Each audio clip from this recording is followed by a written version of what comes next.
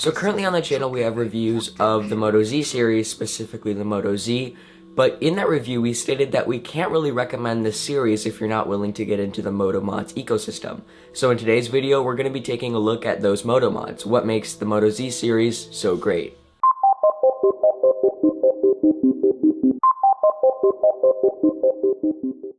So there's a lot of different mods that we got to take a look at, so we're basically just going to go through each one and then give a final verdict at the end on if they're worth it or not.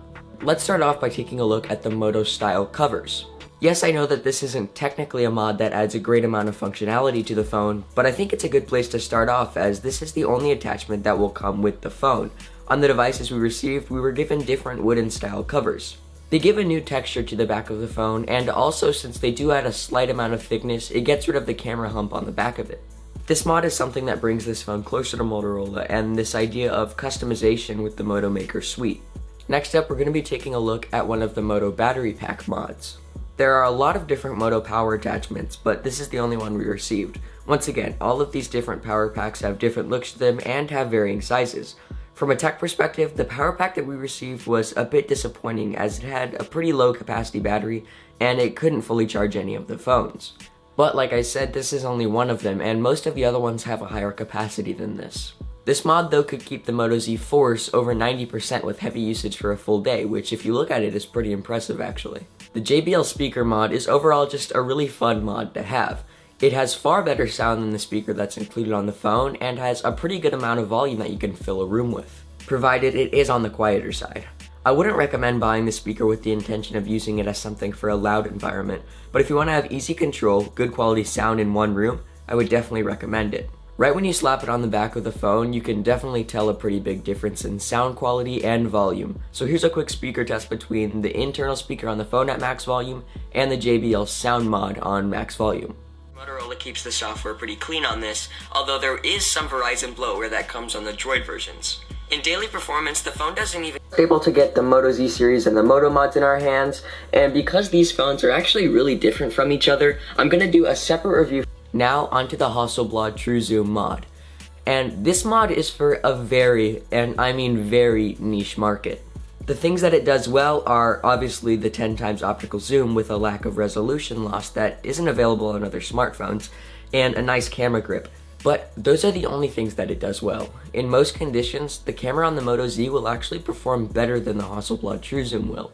The camera itself was just not very good, and the only situations that I would recommend it for are when you really just need that zoom. This mod is also quite thick and lacks a battery built in, which would have been a nice addition to make it more functional. The only time I could really recommend this is if you just really need that optical zoom and you don't want to carry around both a phone and a point and shoot camera.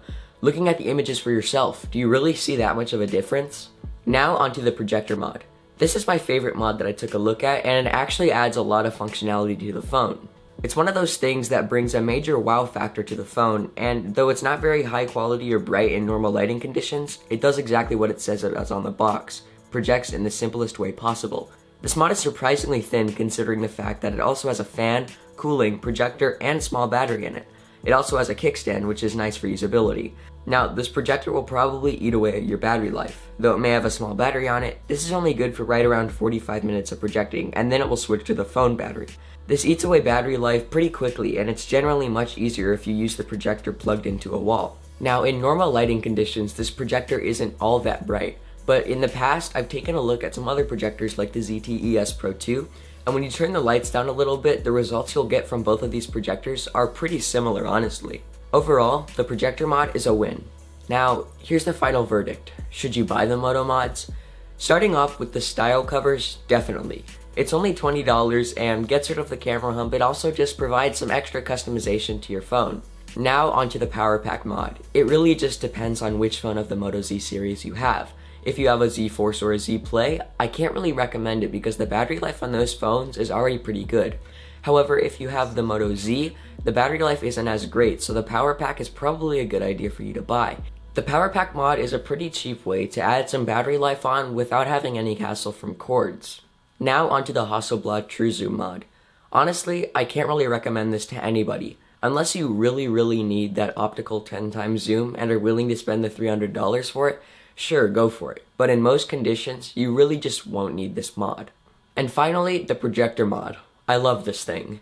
For $300, which is a bit pricey, you're getting functionality that you really don't see on any other phone, and it's just so easy and convenient to use that it's hard to pass up. From anything from a sales pitch to a school presentation, the Projector has so many possibilities that comes with it, and it's so portable and light and easy to use that the $300 is almost justified in my opinion. All in all, the Projector is my favorite mod of them all, but unless you give a lot of presentations or watch a lot of movies, the $300 doesn't make a lot of sense. So that pretty much sums up the Moto Mods. They're very easy to use and convenient. They cut out the cords on the different devices that they're replacing, but they do it at a high markup that you'll have to weigh for yourself. If ease of use and convenience are the top priority for you, these mods will definitely be something you'll want to invest in. But if budget is a concern, you may want to look elsewhere for cheaper devices that ditch the convenience in favor of more competitive pricing.